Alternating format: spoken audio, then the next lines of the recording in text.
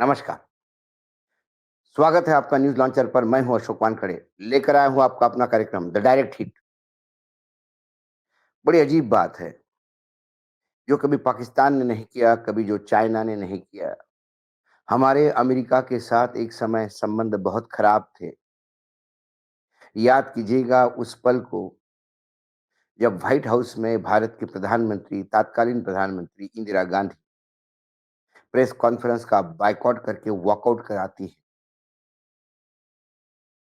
पाकिस्तान से हमारे युद्ध हुए, चीन से हमारे युद्ध हुए, बांग्लादेश से तनातनी रही, लंका में हमारे खिलाफ की सरकारें आई। इतना कुछ होने के बाद भी किसी भी हमारे तथाकथित शत्रुओं ने हमें दुश्मन मुल्क घोषित नहीं किया। लेकिन पहली बार भारत की कूटनीति कहें, विदेश नीति कहें, इतनी डिरेल हो गई है कि कनाडा ने पाकिस्तान और चीन से आगे जाकर भारत को दुश्मन मुल्क घोषित कर दिया है, शत्रु राष्ट्र।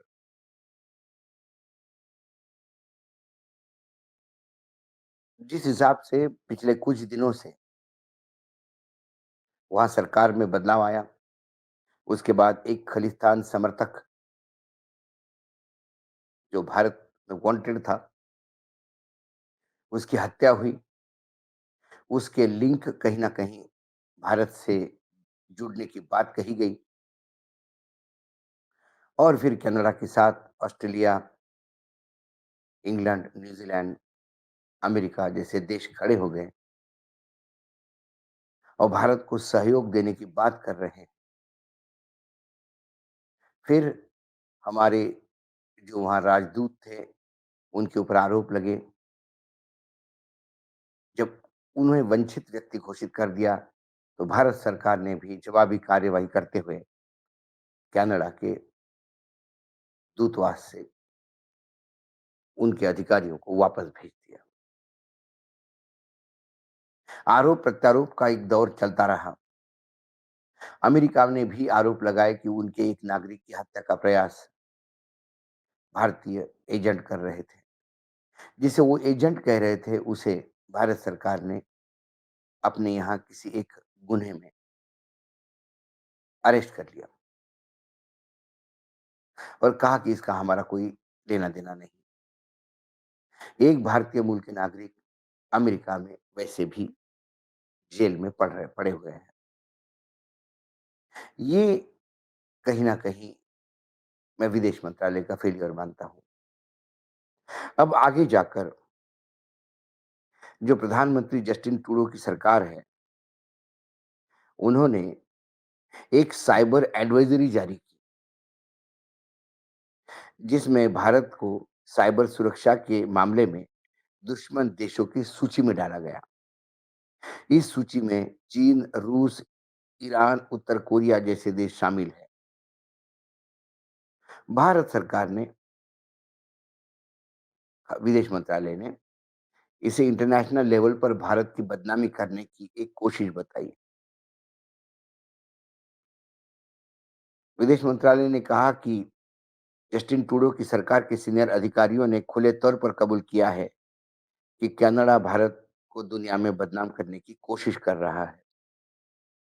अन्य मामलों की तरह उनकी साइबर सिक्योरिटी रिपोर्ट भी भारत पर जो आरोप मढ़े हैं, वो बेबुनियाद है। उनके पक्ष में कोई सबूत नहीं। विदेश मंत्रालय के प्रवक्ता ने कहा कि हम इसे भारत पर हमला करने की कनाडा की एक नापाक हरकत के रूप में देखते हैं।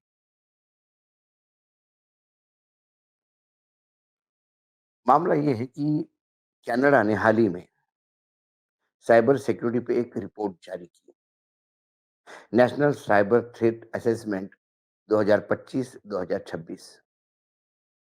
इस लिस्ट में भारत को दुश्मन मुल्क यानी शत्रु राष्ट्र के तौर पर दिखाया गया। रिपोर्ट में कहा गया है कि इंडियन लीडरशिप एक साइबर प्रोग्राम डेवलप कर रहा है। आशंका है कि इसका उपयोग जासूसी, आतंकवाद का मुकाबला करने या अन्य कार्यों में इस्तेमाल किया जाएगा। हमें लगता है कि भारत यह cyber programme commercial cyber vendor के हाथ लग सकता है, ये कार्यक्रम भारत का। रिपोर्ट में ये भी दावा किया गया है कि भारत इस साइबर प्रोग्राम का इस्तेमाल कनाडा के लोगों की जासूसी करने और कनाडा सरकार के नेटवर्क में घुसपैठ करने के लिए कर सकता है।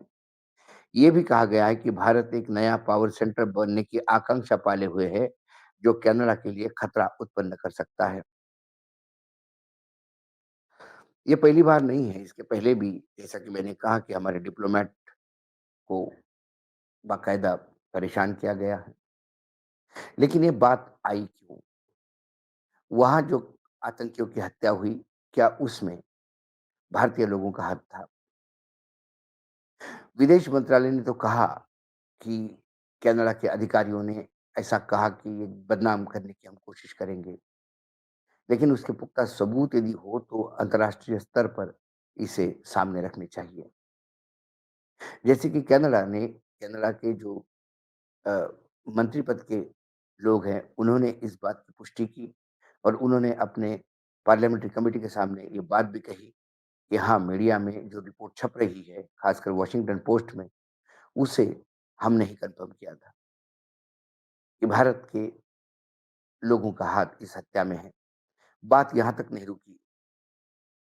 उन्होंने सीधे-सीधे ये कहा कि जो उनके पास कम्युनिकेशन के जो प्रूफ है, चाहे अ, चैटिंग हो या मैसेजिंग हो या टेलीफोनिक कन्वर्सेशन हो, इसमें भारत के गृह मंत्री अमित शाह जी का भी नाम लिया गया है। लॉरेंस बिश्नोई ज्ञान का भी उपयोग करने की बात उसमें आती है। लॉरेंस बिश्नोई अभी सिर्फ गृह में गुजरात की एक जेल में है, जिसे पूछताछ के लिए महाराष्ट्र और पंजाब पुलिस भी नाको चने चबा रही है। दिन दहाड़े एक विधायक की हत्या महाराष्ट्र में होती है, एक बड़े सिंगर की पंजाब में हत्या होती है। ये सारे तार कहीं न कहीं जुड़ते हैं। क्या इस ऑर्गेनाइज़्ड माफिया का उपयोग भारत सरकार ने किया? अमित शाह जी का नाम लेने के बाद सोशल मीडिया में भले ही लोगों ने अपोज़ किया हो, लेकिन भारत सरकार की तरफ से कम रिएक्शन आने में काफ़ी देर हुई। अंतर्राष्ट्रीय स्तर पे क्या भारत अलग-थलग पड़ता जा रहा है? इसके पहले अमेरिका ने 19 कंपनियों को भारत के बैन किया। 2 उद्योगपतियों को अमेरिका विज़िट पे बैन किया। कई जगह पे, कई देशों के साथ हमारे संबंध इसलिए भी खराब हो रहे हैं, क्योंकि हमारी सरकार किसी एक उद्योगपति को भी आगे बढ़ाने का प्रयास करती है, अंतर्राष्ट्रीय स्तर पे उन्हें काम दिलवाने का प्रयास करती है। ये भी खबर हमने न्यूज़ लॉन्चर पे की थी। कुल मिलाकर जब हमारे देश में झारखंड और महाराष्ट्र में चुनाव हैं और हमारी प्रधानमंत्री जी उस चुनाव में व्यस्त हैं और दूसरी तरफ भारत को पहली बार किसी राष्ट्र ने शत्रु राष्ट्र का कैटेगरी में रखा है। ये भारत के लिए बहुत बड़ा हिट है और कहीं न कहीं अंतर्राष्ट्रीय स्तर पर भारत के ऊपर लगने वाले तमाम आरोपों को बाकी देश भी संशय की दृष्टि से देखते हैं।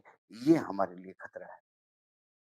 इसके पहले भारत की गुटनिरपेक्ष नीति भारत को सभी का दोस्त बना के चल रही थी। किसी भी देश के साथ हमारे इतने बुरे संबंध कभी नहीं थे, चाहे पाकिस्तान के साथ युद्ध हो, चाहे चाइना के साथ युद्ध हो, बांग्लादेश के पास तकरार हो या फिर नेपाल के साथ बॉर्डर इश्यू हो, लेकिन किसी ने भी शत्रु राष्ट्र घोषित नहीं किया था। पड़ोसियों से तो वैसे भी सभी जगह फ्रंट खुला हुआ है, चाहे लंका हो, चाहे मॉरिशस हो, जो थोड़ा-सा दूर है, मालदीव्स हो, चाहे बांग्लादेश हो, पाकिस्तान हो, चाइना हो। लेकिन इन तमाम बातों के बीच कि अटल जी ने एक बार कहा था कि मित्र तो हम अपने तय कर सकते हैं, लेकिन पड़ोसी तो विरासत में मिलते हैं। पड़ोसी हम नहीं बदल सकते। तो पड़ोसियों के साथ अनबन चलती रहेगी, पड़ोसियों के साथ खट्टे-मीठे संबंध चलते रहेंगे। लेकिन कनाडा जैसे देश जो अमेरिका के साथ लगा हुआ है, एक अलग 5 आई नाम की एक एसोसिएशन है।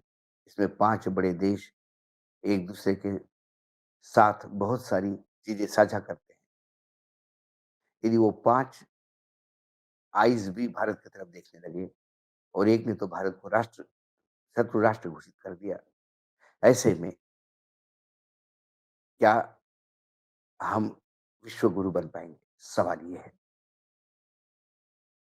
आज इतना ही, कल फिर आता हूँ किसी विषय के साथ। तब तक के लिए नमस्कार। देखते रहिएगा न्यूज़ लॉन्चर।